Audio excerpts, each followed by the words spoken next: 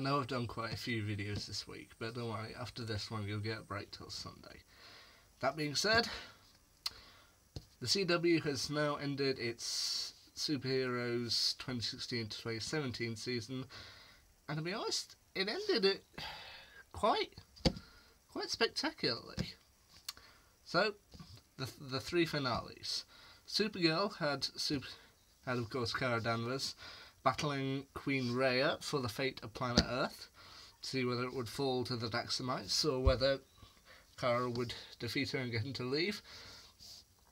And Kara was eventually forced to use a device built by Project Cadmus in order to disperse lead into the atmosphere.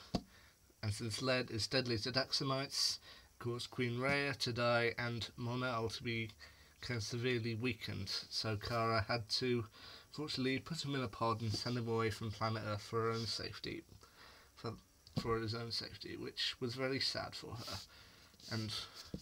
But the reason why I'd probably feel it's kind of at the bottom of the list is that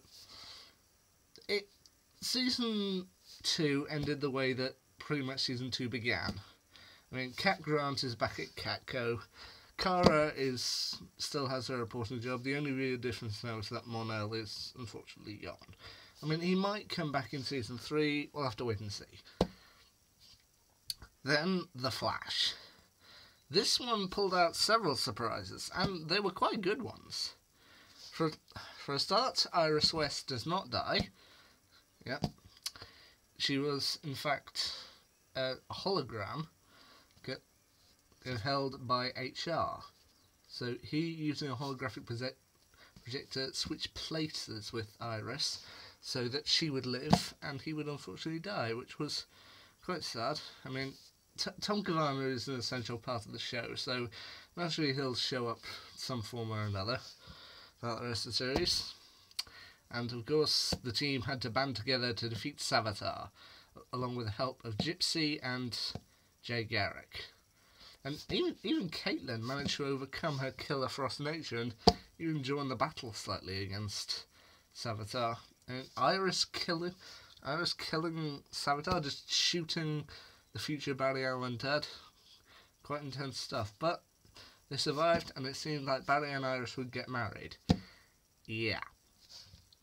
The Flash always ends with something that will stir up some trouble for the next series. In Series 1 it was what was the name of it now? The Singularity that opened above Central City. Many worlds colliding in. In Season 2 it was Barry running back in time to save his mother, creating the Flashpoint.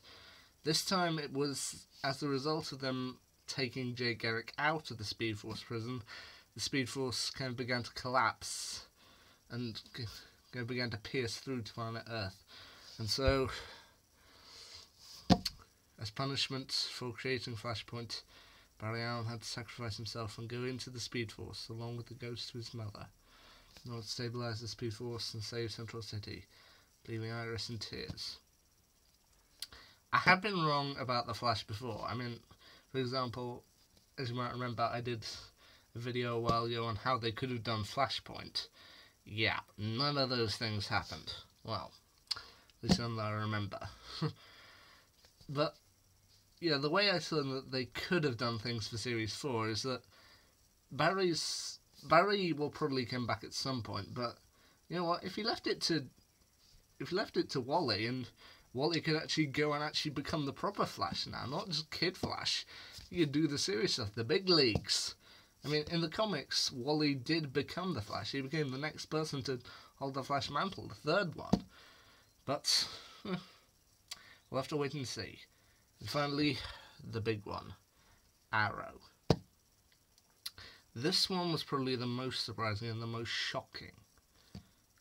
Essentially, Chase has kidnapped most of Team Arrow and has taken them to Lian-Yu. So Oliver puts together a team to go and fight them that includes Malcolm Merlyn, Nissa Al Ghul, Deathstroke, and Captain Boomerang. Of course, Captain Boomerang betrays them. I mean, it was always going to betray them at some point. And even Deathstroke seems to betrayed them at one point, although he is revealed to still be on their side. I mean, Malcolm dying.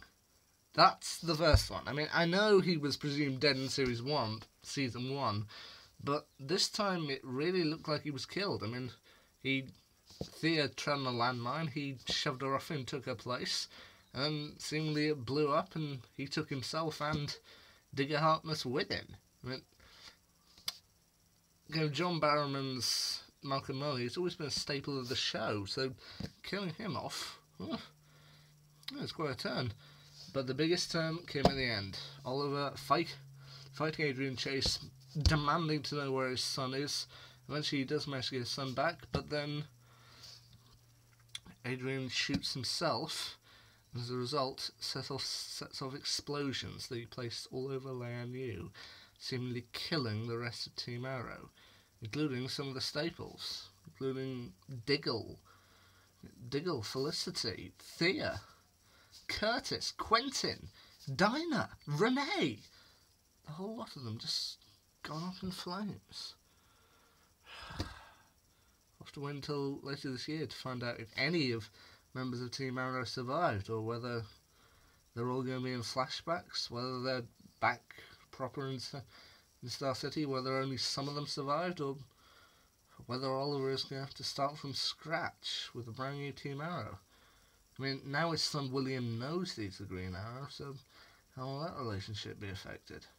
I mean, they're pretty much done with the Lian Yu stuff. I mean, for a start, Lian Yu in the present time is now blown up, but also Oliver's flashbacks have seemingly finished. We've gone the whole 5 years, so it's going to be interesting to see where things go from there. So Arrow was the most shocking. The Flash, not quite as shocking, but kind of quite sad. And it'll be interesting to see where they go next series. Supergirl, she's keeping up with them, but yeah, let's see where they go with Series 3. I mean, one thing we do know for Series 3 of Supergirl is that one villain that they've hinted at they might bring in is the villain Rain, who I looked up and should be quite bad news. Let's see how things go.